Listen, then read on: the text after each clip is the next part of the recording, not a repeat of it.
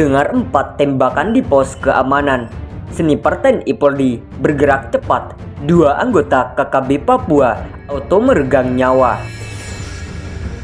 Gridhouse.id.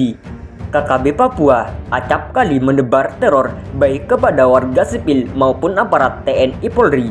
Terbaru, KKB Papua di Kabupaten Nduga melakukan penembakan brutal kepada 12 warga sipil pada 16 Juli 2022, dilansir dari kompas.com.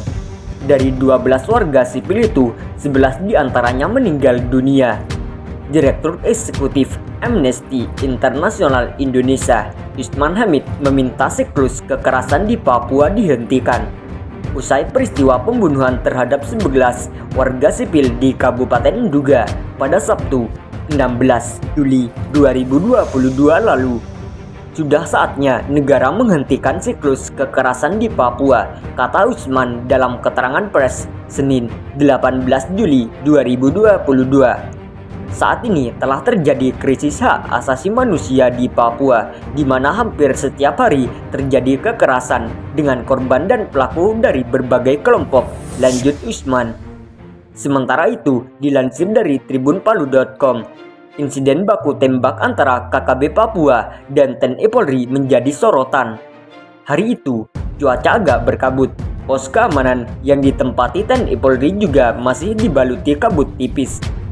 Rasa dingin seakan menembus sampai ke sumsum tulang, apalagi cahaya sang surya belum juga muncul di ufuk timur. Dalam situasi yang masih pagi, tiba-tiba terdengar 4 kali tembakan dari bagian depan pos keamanan. Bunyi tembakan itu tampaknya berasal dari radius sekitar 150 meter dari markas mini TNI Polri tersebut. Tanpa rasa ragu, prajurit TNI Polri yang berjaga di pos keamanan langsung mengambil senjata. Apalagi bisa dipastikan kalau tembakan itu berasal dari KKB Papua. Detik-detik berikutnya adalah senjata api yang sudah di tangan langsung dibidikan ke arah sumber datangnya suara. Dibantu dengan teropong yang dimiliki TNI Polri, proses pengintaian pun mulai dilakukan. Awalnya agak sulit menemukan posisi para oknum yang menembak tersebut, sebab di bagian depan pos keamanan terbentang hutan yang cukup lebat. Terlihat pula sebuah bekas bangunan yang beberapa waktu sebelum sempat diobok-obok oleh prajurit TNI Polri. Tembok itu memang pas sebagai tameng bila ada serangan. Kondisinya pun terbilang cukup baik, apalagi digunakan untuk berlindung. Oleh karena itu, ketika pos keamanan TNI Polri diberondong dari arah depan, sudah bisa dipastikan kalau lokasinya dari bekas bangunan tersebut. Makanya, saat itu juga prajurit TNI Polri langsung mengamati tempat tersebut secara seksama. Mula-mula, tak ada yang terlihat dari balik teropong, namun beberapa saat kemudian, secara samar-samar ada gerakan yang sangat cepat dari balik tembok tersebut. Gerakan itu diduga bagian dari batok kepala anggota KKB Papua, sebab selain muncul di bagian atas tembok bangunan, batok kepala juga bergerak ke arah kiri dan kanan. Lantaran gerakannya super cepat, sehingga sulit bagi prajurit TNI Polri untuk membidikan senjata agar tepat sasaran. Dalam kondisi seperti itulah, sekilas terlintas ide untuk melumpuhkan KKB dengan cara yang tak biasa. Berbekal secuil pemahaman tentang posisi tembok bekas bangunan saat diobok-obok beberapa waktu lalu, sniper TNI Polri pun mulai melaksanakan tugas. Ia tidak menembak langsung ke bagian kepala anggota KKB Papua, tetapi menembak ke arah samping setelah memperhitungkan arah pantulan amunisi. Oleh karena itu, meski posisi pos keamanan berhadapan langsung dengan bekas bangunan tembok tersebut, tetapi untuk melumpuhkan lawan, sang sniper mencobanya dengan menembak ke arah samping. Kendati sempat ragu dengan cara tersebut, namun dari kalkulasi yang sudah dibuat, cara itu akan lebih efektif. Pasalnya, lawan bukan tertembak dari bagian atas bekas tembok, tetapi dari arah samping, hal mana tak pernah disangka oleh anggota KKB. Setelah merasa yakin dengan cara tersebut, sang sniper pun mulai mengutak-atik senjata yang dipunyainya. Ia memasukkan amunisi ke magazin, kemudian mengarahkan moncong senjata ke posisi di mana anggota KKB Papua bersembunyi.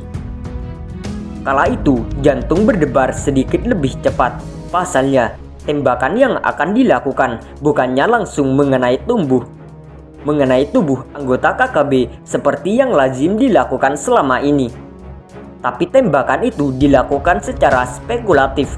Artinya, tembakan tersebut memungkinkan amunisi memantul ke arah samping lalu mengenai para penjahat yang sedang bersembunyi. Yakin akan cara tersebut, sang sniper pun mulai mengambil posisi. Perlahan-lahan ia meletakkan ujung senjata pada sebuah celah kecil. Lalu perlahan-lahan pula ia membidik ke arah reruntuhan tembok tersebut. Hanya dengan sekali menyentuh pelatuk, beberapa buah peluru langsung melesak menuju sasaran. Dan bidikan tersebut ternyata membuahkan hasil. Sesaat kemudian, samar-samar terdengar suara orang yang merintih kesakitan. Suara itu bak sapi mendengus menahan sakit. Mendengar suara dengusan itu, sang sniper TNI Polri pun hanya diam. Ia tak banyak bicara, hanya saja perlahan-lahan ia mengambil senjata, kemudian berjalan menuju tempat yang semula digunakan untuk istirahat. Beberapa waktu kemudian, terbetik kabar bahwa 2 anggota KKB telah meregang nyawa di balik bekas tembok penampung air tersebut. Bak penampung itulah yang menjadi saksi bisu aksi KKB yang diladeni sniper TNI Polri. Video berisi peristiwa dan dramatis tersebut ini viral di media sosial. Video itu ditonton jutaan kali oleh netizen.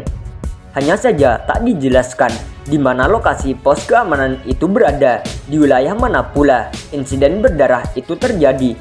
Bahkan tidak disebutkan pula berasal dari kelompok manakah anggota KKB Papua yang coba-coba menyerang pos keamanan yang ditempati TNI Polri tersebut.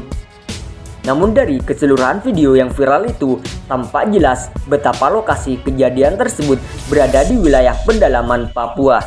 Sebab pada gambar yang disuguhkan umumnya berisi deretan gunung, lembah dan ngarai, serta sebuah bekas reruntuhan tembok yang ada di tempat itu.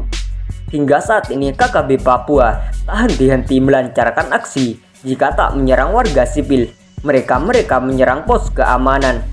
Mungkin karena itulah sehingga kali ini KKB Papua melancarkan aksi. Hal itulah yang direspon TNI Polri dengan tembakan tegas terukur.